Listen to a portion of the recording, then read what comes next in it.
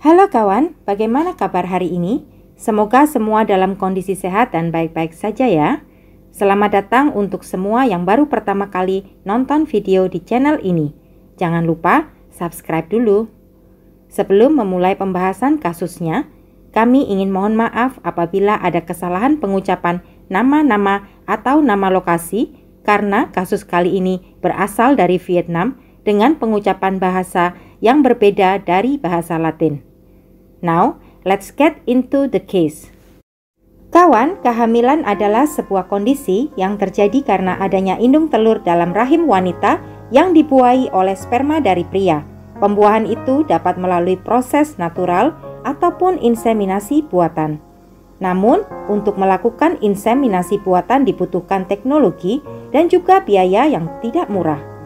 Tetapi, tahukah kalian bahwa di dunia ini pernah ada seorang wanita yang bisa hamil dengan cara melakukan proses sejenis inseminasi buatan secara mandiri, tanpa bantuan teknologi.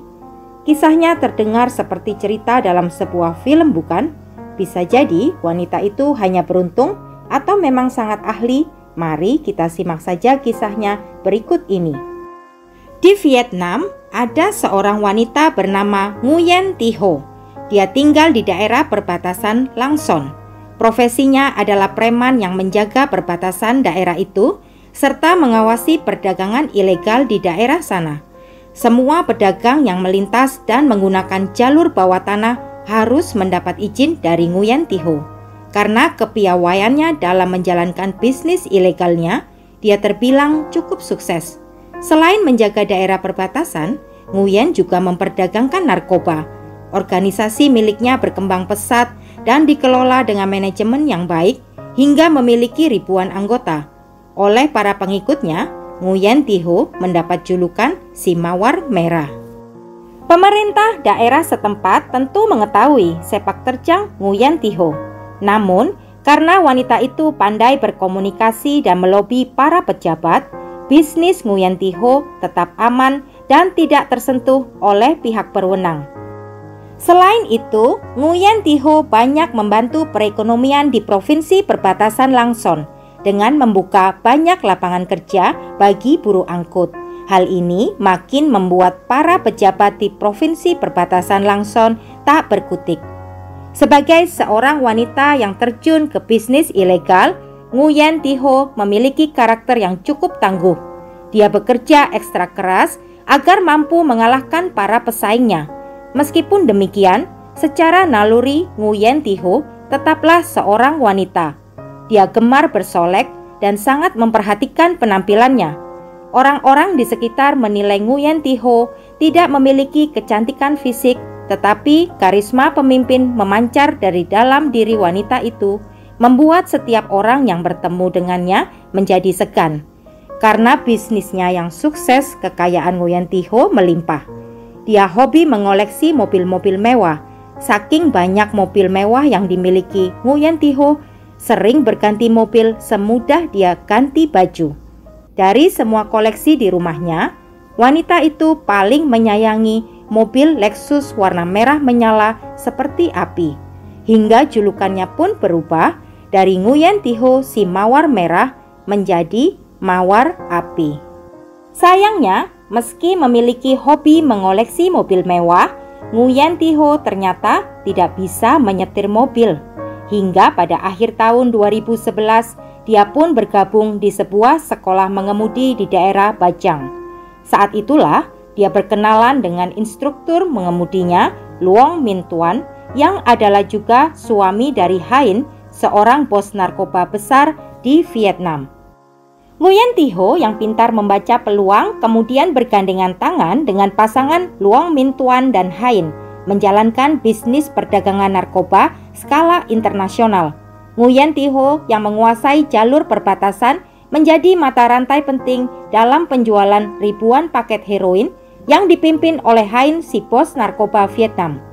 Memanfaatkan jalur perbatasan yang dikuasai Nguyen, mereka mendistribusikan barang haram itu ke Cina.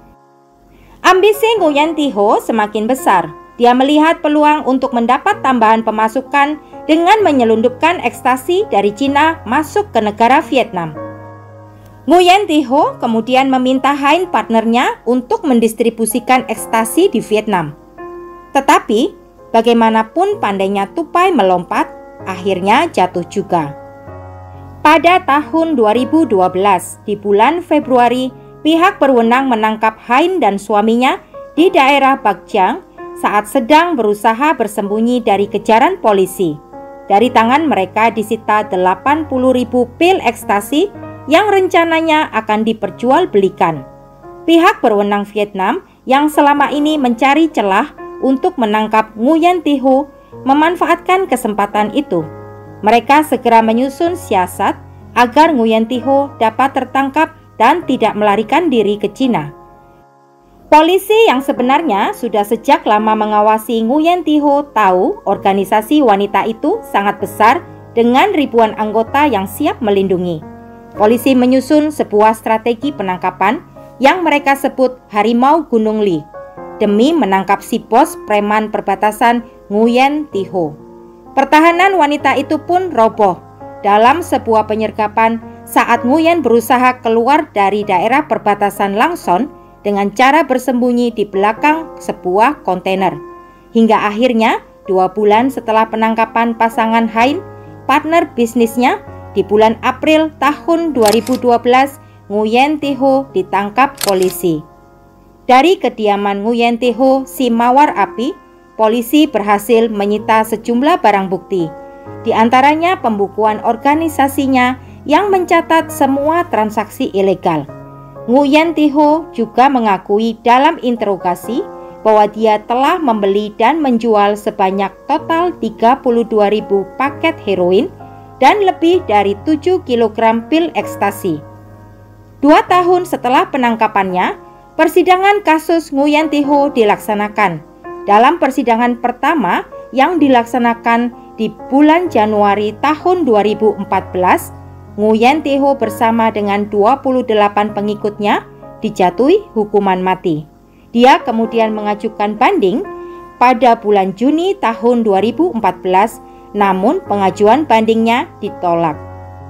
Sambil menunggu tanggal eksekusinya ditetapkan, Nguyen Thi Ho dimasukkan ke penjara di Provinsi Vietnam Utara. Penjara itu merupakan penjara campuran yang ditempati oleh narapidana pria dan wanita. Di sana, meski pengadilan bandingnya ditolak, Nguyen Thi Ho ternyata tidak menyerah untuk memperjuangkan hidupnya. Dia mulai memutar otaknya yang cerdik, mencari cara membebaskan diri dari hukuman mati.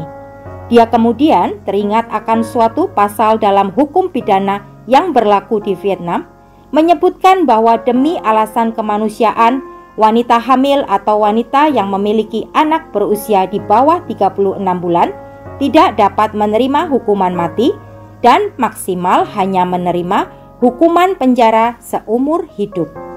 Nguyen Thi Ho pun berpikir, bila dia hamil, maka dia akan terhindar dari hukuman mati. Tetapi bagaimana caranya bisa hamil, sedangkan saat itu dia berada di dalam penjara? Bukan Nguyen Thi Ho kalau sampai kehabisan akal. Beruntung pikirnya saat itu dia ditempatkan dalam penjara campuran dengan ratusan laki-laki di sana. Nguyen Thi Ho pun berpikir apa sulitnya membeli sperma dari salah satu laki-laki itu. Dia kemudian berkenalan dengan Nguyen Tuan Hong, seorang narapidana kasus pencurian yang berusia 27 tahun, hampir 20 tahun lebih muda dari Nguyen Thi Ho yang saat itu sudah berusia 40 tahunan. Setelah tawar-menawar, laki-laki itu akhirnya setuju menjual spermanya pada Nguyen Thi Ho seharga 50 juta dong Vietnam atau sekitar 30 juta rupiah. Dia harus menyerahkan spermanya kepada Nguyen Thi Ho sebanyak 2 kali dengan cara dimasukkan ke dalam sebuah plastik dan disembunyikan di sebuah lokasi khusus sesuai instruksi dari Nguyen Thi Ho. Kemudian, pagi hari saat pergi ke toilet, Nguyen Thi Ho memasukkan cairan sperma itu ke dalam tubuhnya dengan bantuan sebuah suntikan. Dan pada bulan Agustus tahun 2015, secara ajaib Nguyen Thi Ho hamil. Wanita itu berhasil menyelamatkan nyawanya sendiri dari hukuman mati dengan cara yang hampir mustahil. Akhirnya, pihak berwenang dengan terpaksa menurunkan hukuman matinya menjadi hukuman penjara seumur hidup. 4 penjaga penjara tempat Nguyen Thi Ho menjalani hukuman kini harus bertanggung jawab atas kejadian itu dan diskors karena dianggap lalai saat menjalankan tugas. Diperkirakan Nguyen Thi Ho melahirkan bayinya pada bulan April tahun 2016. Meski terdengar proses kehamilannya tidak masuk akal, namun seorang ahli dalam studi fertilitas yang juga adalah direktur dari Rumah Sakit Andrologi di Hanoi, Vietnam, memberikan opini bahwa para tahanan wanita sangat berpengetahuan tentang fisiologi. Jadi mereka tahu bagaimana menghitung dengan benar siklus ovulasi mereka.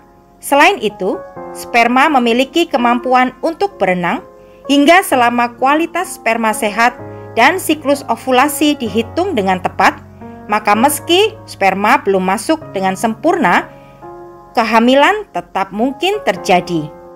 Menurut Dr. V, dalam kasus Nguyen Thi Ho, wanita itu cukup jeli memilih calon pendonor spermanya. Sebenarnya kasus serupa sudah pernah terjadi di Vietnam. Pada tahun 2006, sejarah hukum di Vietnam mencatat seorang wanita terpidana mati yang sedang menunggu eksekusi juga berusaha hamil demi menghindari hukuman mati. Namun, wanita itu hamil dengan cara natural melalui hubungan intim dengan terpidana laki-laki yang lain. Kawan, itulah akhir dari kasus kali ini. Bagaimana pendapat kalian tentang kasusnya?